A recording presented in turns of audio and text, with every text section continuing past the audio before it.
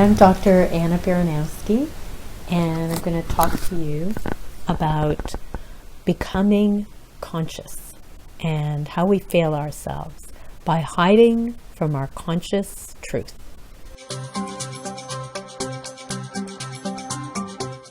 This video is going to be focused on the concept of accepting our own pain, and that being the route to healing after trauma. And whether we've experienced something recently in our childhood or through our family of origin through epigenetics, I believe that profound recovery requires profound exploration, integration, and acceptance of the emotional wounds that we hold very deeply within inside of ourselves.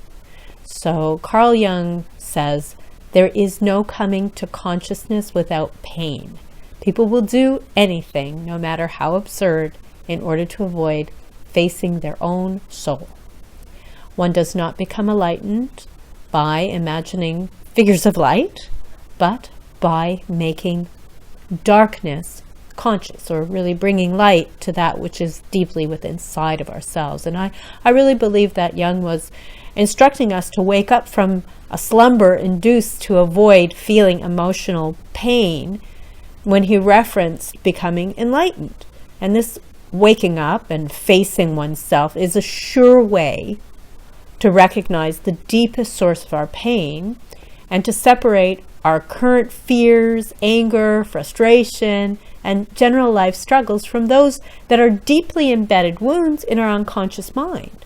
So when the past is constantly pouring into the present, we never liberate ourselves from the old wounds, but rather we just continue to react as if our old traumas are happening over and over again, even when we're experiencing a low-level event. The past can pour into the present, leaving us feeling that this present event, whatever it is, feels awful, terrible, disturbing, distressing, traumatic. So what it will really take for us to face our pain when the whole world is encouraging us to buy the happiness project instead. I'm not suggesting that you should avoid happiness or that weaving pleasure into your life is not a good idea. Absolutely do this. Indulge in happiness, go to the place of pleasure. But while you're doing this, also completely commit to facing your own demons and embracing the full truth about yourself. Rather than resist your own internal discomfort, leave space for it.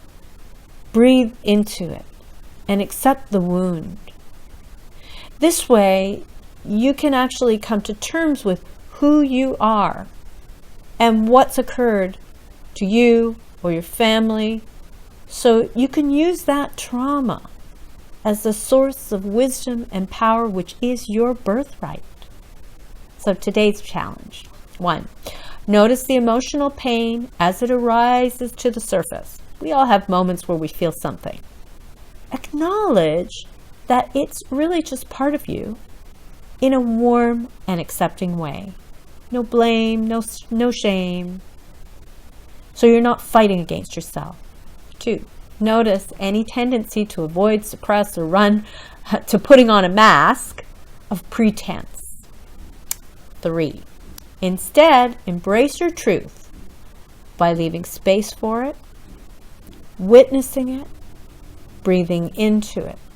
And 4, understand that your trauma, whatever the source, has the potential to become the source of your power and your wisdom.